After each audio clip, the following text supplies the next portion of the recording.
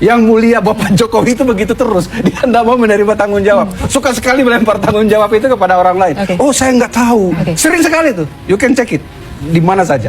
Oke, baik. Sebelum dia mengubah undang-undang KPK, setelah diubah dia langsung drop. Itu pertama. Itu indikatornya. Itu salah satu indikator yang nggak bisa dibantah. Mau jungkir balik pun itu nggak bisa dibantah. Boleh saya potong, Pak? Ya, nggak usah dulu. Nomor 2, menempatkan orang komisioner yang bermasalah. Itu setuju Pak Jokowi itu. Firly menjadi apa? Akhirnya menjadi tersangka. Lili Pintauli Siregar menjadi dikeluarin. Semua yang bermasalah. Saya yang bawa sendiri itu rekam jejaknya. Pak, tolong ini Firly jangan. Karena apa? Karena pada waktu kami dia sudah melanggar etik 2 kali. Sampai dia harus dikembalikan ke Polri. Kita bawa ke Seknek itu. Dipilih juga. Mungkin kamu udah tahu itu. Saya bawa semuanya, termasuk lampir dari PK, termasuk Lili. Ini orang-orang yang bermasalah. Berarti sudah dideteksi dari awal, sudah diberitahu. Ya, oke. Tapi saya sebut pasal-pasalnya. Anda kan tidak mengerti pasal-pasalnya sehingga tidak sebutkan. Nah, salah satu penegasan adalah kekuasaan dan kewenangan Presiden sebagai kepala negara dan kepala pemerintahan adalah di ruang legislasi. Dia sangat menentukan. Kenapa sangat menentukan? Karena inilah sistem presidensial. Sentral kekuasaan ada di Presiden sebenarnya. Makanya diperebutkan, termasuk dalam pembentukan undang-undang. Ujungnya tetap Presiden. Bang Ade perlu ketahui kenapa ada cerita 30 hari.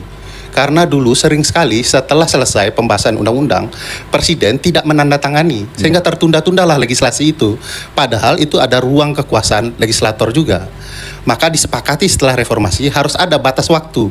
Kalau Presiden secara administratif tidak menandatangani, tapi sudah menyetujui secara bersama, dia akan tetap berlaku 30 hari. Itu ada cerita sejarahnya itu. Jadi Presiden Jokowi ini bukan tafsir Bang, bersembunyi di titik itu. Alat ukur dan indikatornya ada. Kalau Presiden tidak setuju, keluar Perpu. Apa yang dilakukan, ini bukan tafsir. Apa yang itu pernah dilakukan oleh Presiden SBY terhadap undang-undang pilkada jadi tidak langsung, ketika orang menolak, Presiden kemudian menyatakan dukungan penolakannya terhadap pemilihan tidak langsung, dia mengeluarkan Perpu. Itu sebabnya saat kita ketemu Presiden, kita sampaikan, Pak, kalau Bapak betul-betul menolak, Bapak keluarkan Perpu.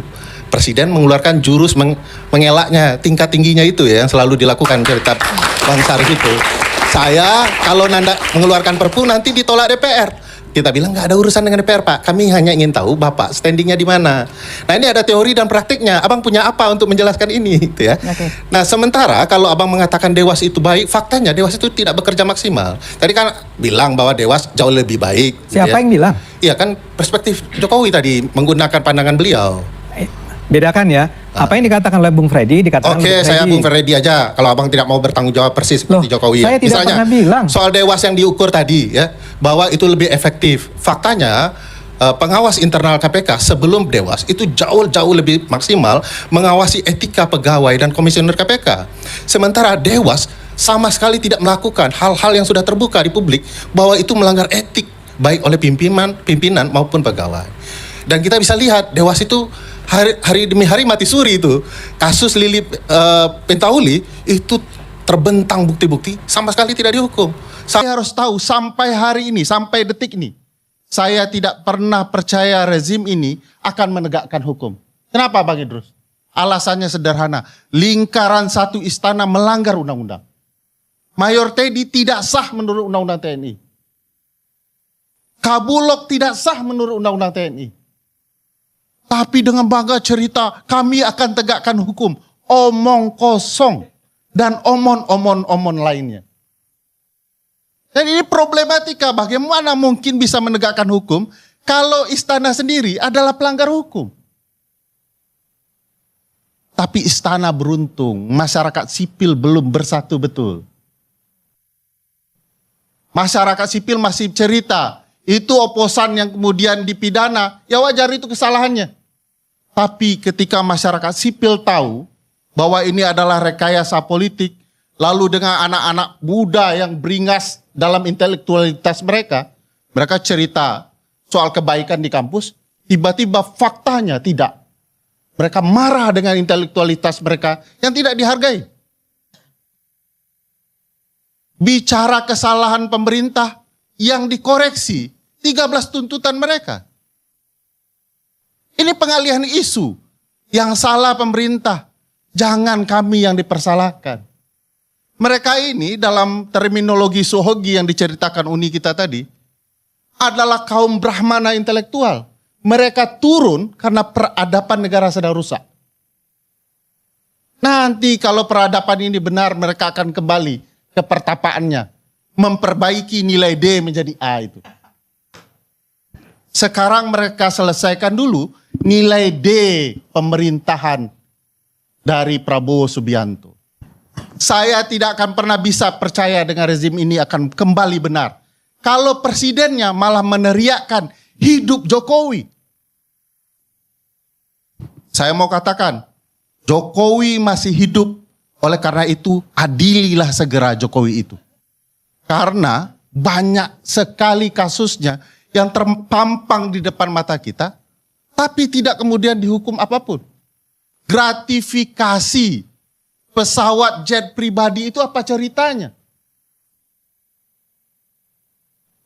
Masihkah presiden teriak hidup Jokowi karena keluarganya tidak tersentuh? Padahal pesawat jet pribadi itu jelas, terang benerang. Ada gratifikasi.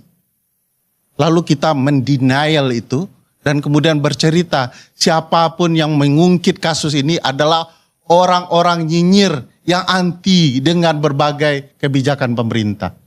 Halo teman-teman, berjumpa bersama saya di Politik Dangi ya. Kalau kita melihat bagaimana Ferry Amsari ya, Bang Ferry ini memang sangat luar biasa, memberikan kritikan tajam ya, meskakmat para Termul Ternak Mulyono ini teman-teman ya. Apalagi Ferry Amsari ini adalah seorang dosen yang mempunyai wawasan luas. Seorang pengamat politik yang sudah sangat berkualitas, teman-teman. Bagaimana Bang Ferry memberikan statement-statement pedasnya di hadapan para termul ya. Dan kalau kita melihat bagaimana Ade Armando selaku seorang politisi partai PSI tentu hanya terdiam lesu ya di hadapan Bang Ferry ini, teman. Dan kalau kita melihat apa sih yang menjadi bahan diskusi kali ini adalah bagaimana peran Jokowi ya, dianggap dan diduga melemahkan KPK dengan revisi undang-undang pada saat itu. Dan ini ramai sekali ya, ramai sekali. Namun Jokowi malah mengatakan bahwa revisi undang-undang KPK pada saat itu adalah inisiatif DPR, teman-teman. Namun DPR malah membantah bahwa itu adalah kerjaan mereka sendiri. Itu adalah melalui mekanisme bersama dengan pemerintah juga, kata DPR. Dan ini menuai pro dan kontra ya, sebab kembali lagi rekam jejak Jokowi memang sungguh luar biasa ya, sehingga Jokowi ya lagi-lagi terseret dengan masa lalunya ya, walaupun saat ini pemerintahan Prabowo sudah berjalan ya kurang lebih 1 tahun lebih, teman-teman ya. Namun Jokowi masih saja terseret setiap persoalan. Belum selesai satu lagi, teman-teman. Jadi memang apes sekali ya. Dan apa yang dilakukan oleh Jokowi tentu menjadi pembahasan sampai detik ini. Nah, tak terkecuali Bang Ferry Amsari yang memberikan kritikan-kritikan tajam ya, pencerahan bagi kita semua. Dan kalau kita melihat juga bagaimana PDIP juga dibawa-bawa, teman-teman ya, terkait dengan hal ini. Dan kalau kita menilai ya, kita melihat ke belakang, satu-satunya partai yang membela Jokowi ya hanya PSI, teman-teman, terkait dengan revisi KPK ini, undang-undang KPK ini. Sebelum-sebelumnya bagaimana partai-partai yang ada di parlemen tentu ini ya malah menyerang Jokowi sendiri, teman. Bagaimana menurut kalian?